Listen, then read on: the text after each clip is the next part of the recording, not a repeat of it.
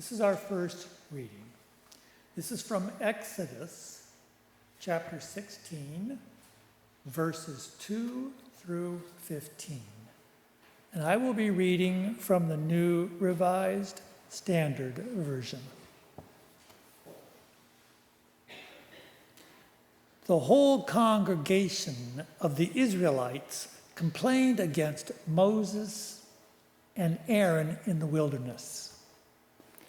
The Israelites said to them, "If only we had died by the hand of the Lord in the land of Egypt, when we sat by the flesh pots and ate our fill of bread, for you have brought us into this wilderness to kill this whole assembly with hunger." Then the Lord said to Moses, "I am going to rain bread from heaven for you. Each day the people shall go out and gather enough for that day. In that way I will test them, whether they will follow my instructions or not. On the sixth day, when they prepare what they bring in, it will be twice as much as they gather on other days." So Moses and Aaron said to the Israelites, "In the evening you shall know that it was the Lord who brought you out of the land of Egypt. And in the morning you shall see the glory of the Lord, because he has heard your complaining against the Lord. For what are we that you complain to us?" And Moses said, "When the Lord gives you meat to eat in the evening and your fill of bread in the morning, because the Lord has heard the complaining that you utter against him, what are we? Your complaining is not against us, but against the Lord." Then Moses said to Aaron, "Say to the whole congregation of the Israelites, draw near to the Lord, for he has heard your complaining." And as Aaron spoke to the whole congregation of the Israelites, they looked towards the wilderness, and the glory of the Lord appeared in the cloud. The Lord spoke to Moses and said, "I have heard the complaining of the Israelites. Say to them at twilight, you shall eat meat, and in the morning you shall have your fill of bread. Then you shall know that I am the Lord your God." In the evenings, quails came up and covered the camp. And in the morning there was a layer of dew around the camp. And when the layer of dew lifted, there on the surface of the wilderness was a fine, flaky substance, as fine as frost on the ground. When the Israelites saw that, they said to one another, "What is it?" For they did not know what it was. Moses said to them, "It is the bread that the Lord has given you to eat."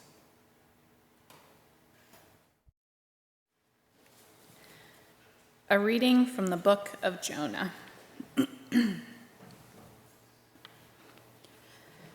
When God saw what they did, how they turned from their evil ways, God changed his mind about the calamity that he had said he would bring upon them, and he did not do it.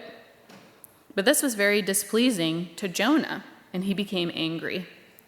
He prayed to the Lord and said, "Oh Lord, is not this what I said while I was still in my own country?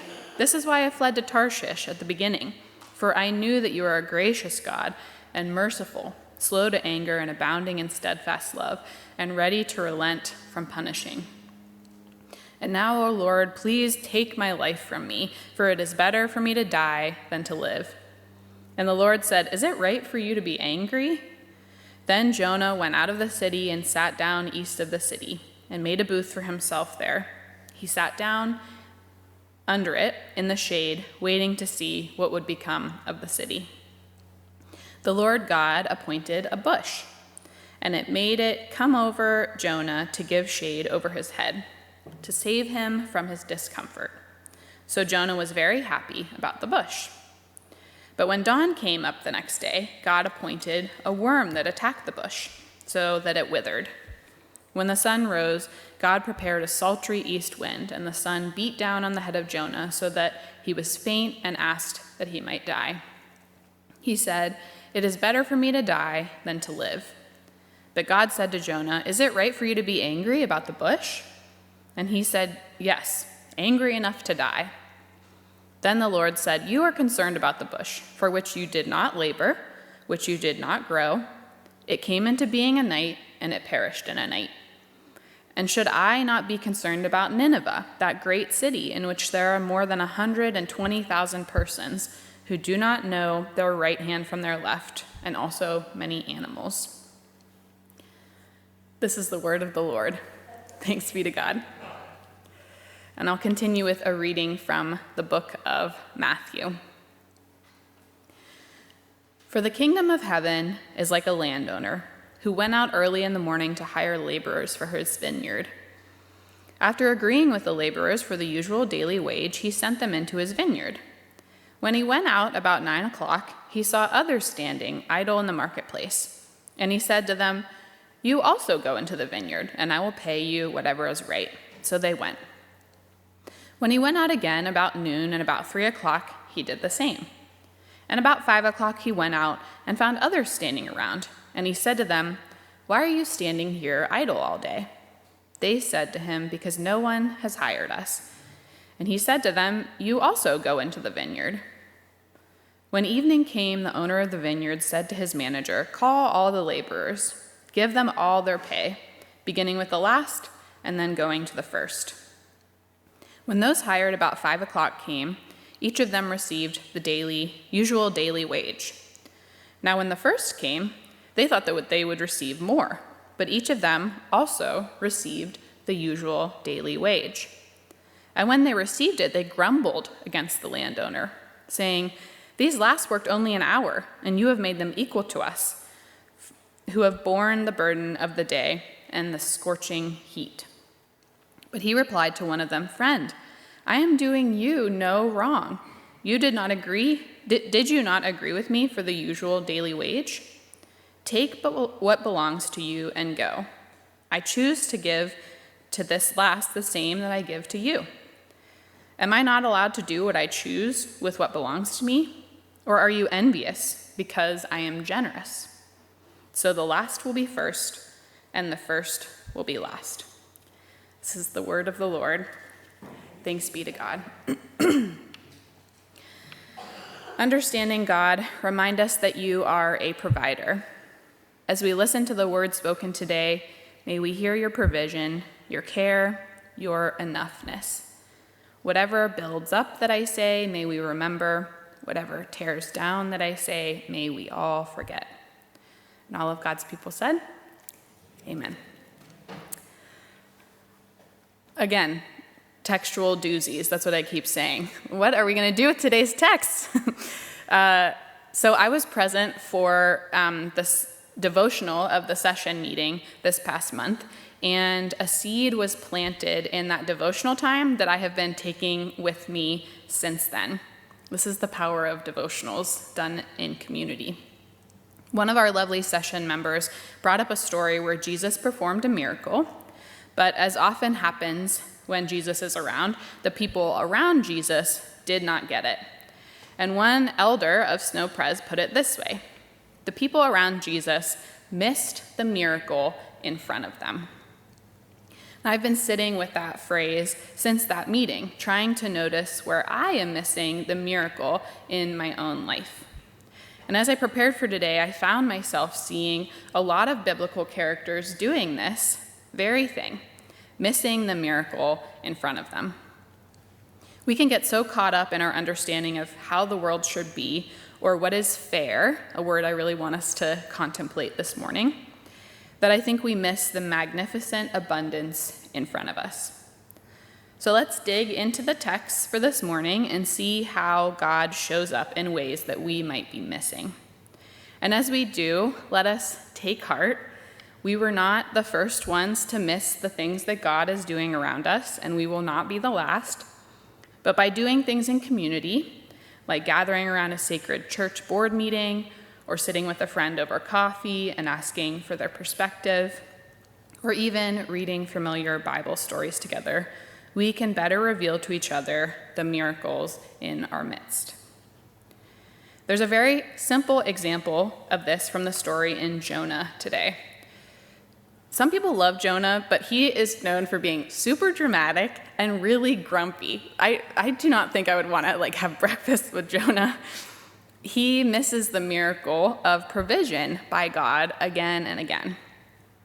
God literally grows a tree for shading Jonah as he sulks alone in the desert, and rather than recognizing God's provision of shade, and there's an image of this on the cover today if you want to imagine what God has provided for Jonah for this time. Instead of recognizing that provision, he just complains that the tree is taken from him. He takes this simple miracle for granted. And the bigger part of this story, if you don't know what happens beforehand, is that God didn't destroy Nineveh. So we've got this destructive God who comes in and creates floods and burns cities down. But because of God's relationship to Jonah, the people changed their ways and turned to God. We actually hear the phrase, God changed his mind. God changes God's mind and chooses to save the city. But after this, Jonah is sulking around. Jonah fails to see the miracle that through his relationship with God, he has saved an entire city from destruction. God, through relationship to Jonah, has changed God's mind, and Jonah's grumblings cloud him from seeing that that is a miraculous thing that has occurred. A whole city is saved through his active relationship with God. So Jonah, our grumbling prophet, continues to miss the miracle. In Exodus, we see another classic example of complainers in the Bible. There's lots of complaining going on, and what love God has for us to love us amidst our complaints. Here, I think it's important to note that complaining is different from lamenting. Lament is a spiritual practice. We were able to be present for sacred lament in this room yesterday as we celebrated the life of Chuck Murray. We are made by a God who will hear our lament. We read from a holy book that lifts up lamentation like poetry. Lament is holy and sacred and honored in our tradition. We are allowed to be sad with our God. But what we see in this part of Exodus, and really all of the text today, is not lament, it is complaining. Complaining is different from lament because lament is expressing sorrow over what we do not have, or what we have lost, or what we yearn for. And complaining, in the context of these texts, is about missing what we already have. It is grumbling over being provided for. Lament yearns for a miracle. Complaining sidesteps that the miracle has already occurred. So in our Exodus story, be clear, this is not lament, this is grumbling. We see the Israelites complaining about food and God providing food. And if we were to read ahead a little bit in verses 19 to 29, Moses keeps giving them instructions that they will not listen to. Moses says, don't keep any of the food. You have enough. And so the Israelites start to hoard some of the food, and it starts to rot. Moses says, God will provide for you on the Sabbath, so collect more and don't collect on the Sabbath. And so some of the people collect more, they experience the Sabbath, but some of them go out on the Sabbath to collect more food. And Moses says, "How long will you refuse to obey my commandments and instructions?" They continue to forget that God is providing for them. They continue to hoard resources and expect scarcity. So we see from Exodus that God provides, that the Israelites complain, and that they keep missing the miracle. Today's Matthew text offers an incredibly countercultural message to those of us living in a late-stage capitalist society. And by those big words, I mean that we're living in a culture that values work and often measures individual worth not through some inherent dignity offered to all living things, but through productivity.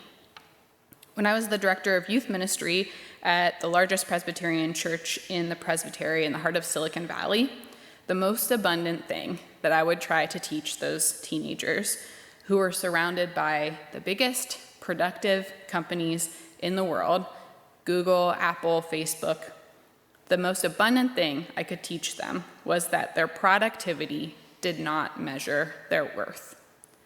Your productivity does not measure your worth. This is a lie that we've been told by society, that our worth is measured by our work. We certainly don't find that message in the Bible. What we do find in the story of Matthew is this: workers are hired in the morning. Workers are hired midday. Workers are hired end of day. At the end of the workday, each person is paid the same amount, a day's wages.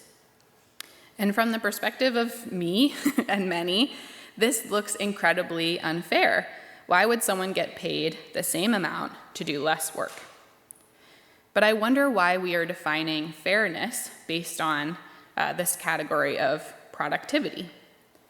And so I'm going to encourage you to just nudge at that assumption for the next 3 minutes with me. We know from this story that these workers had been looking for work all day. They were not choosing to be idle. They started the day with the intention, the same intention as those who worked the whole day. So we start to plan ahead and try to get into the minds of these workers who worked less. We start to think, well, what if people find out about this? They hear that you can work for less and get paid the same. This might lead to people choosing not to work for a whole day. We begin to get worried about people taking advantage of the system. And we bow down to this idea of fairness, that everyone should get the same thing for the same work. And I think as we do this, we miss the miracle. The miracle is that at the end of the day, all of the people were fed and cared for and treated with dignity. Getting paid the same to work less feels unfair.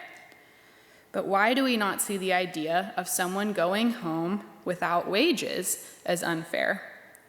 Why do we think it's okay for people to not have basic needs? I think we think this because we were taught as a culture that that is how you're provided for, by your own individual productivity. And I think that we should try to unlearn that. I'm going to ask you to think of something in your life for the next few moments. And if you do that by closing your eyes or holding your hands out, please position your bodies in a way that you can kind of think of an experience in your life in its fullness. So I want you to sit with two feelings. First, think of a positive time when you worked, in quotes, worked the whole day and felt cared for. You felt whole. You felt abundant. How did you feel proud of yourself for doing what you did? How did you feel rewarded by those around you, provided for by the system? I was reading a meditation earlier today about, because I had a baby in the last 16 months, about how the womb is a perfect place of abundance, that a baby is completely cared for and knows no scarcity within the womb. And so that would be my example if I was doing this with you. So sit in the safety of being provided for. Sit with me for a moment.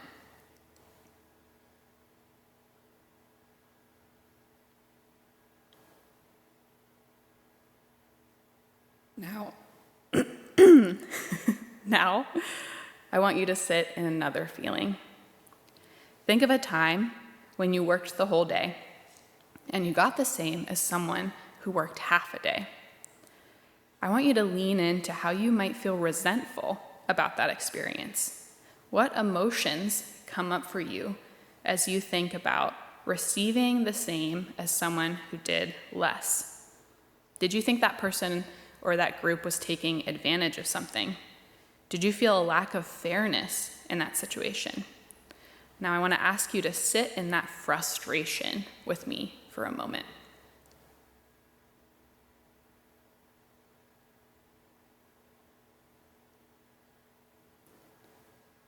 Now I wonder if you can call back again to that feeling of wholeness. And I wonder if you can imagine feeling held and cared for and secure in that second example. I'm actually not expecting that anyone will be able to do that right now, because feelings of resentment are really hard to shake. They come from an authentic place in ourselves that wants things to be the same, to be equal, to be fair. That place in ourselves is well intended. I want you to thank it for the ways in which it has served you in your life and supported your involvement in community. And now I want to see if you can tell it to go away for 2 seconds, for 10 seconds, and replace it not with acceptance, but with excitement for the other person, maybe that you had resentment for. And I'll use the example of Matthew. You can kind of come out of this experience if you still have your eyes closed. So imagine this scenario. What if those workers heard about the day's pay and they ran up to those hired at the end of the day and they said, "Hooray, what a blessing. You waited patiently all day for work and you were rewarded for it. Your diligence provided sustenance for you and your family. Would you like a ride to the grocery store so we can both buy dinner? Would you like to break bread together over the weekend and give thanks that we are both cared for? I know what it's like to wait around and not be picked all day. Would you like to carpool to the marketplace tomorrow to spend time together before we wait to work another day?" This type of excitement at seeing the provision of others is hard because it's countercultural, but I think it is deeply holy. There's a metaphor that I like to use within organizing for those just starting off justice work, that human rights is not a pie. So it's not like I get human rights and you get human rights and you get them, and at the end, there's no slices left for people. Instead, human rights is a renewable resource.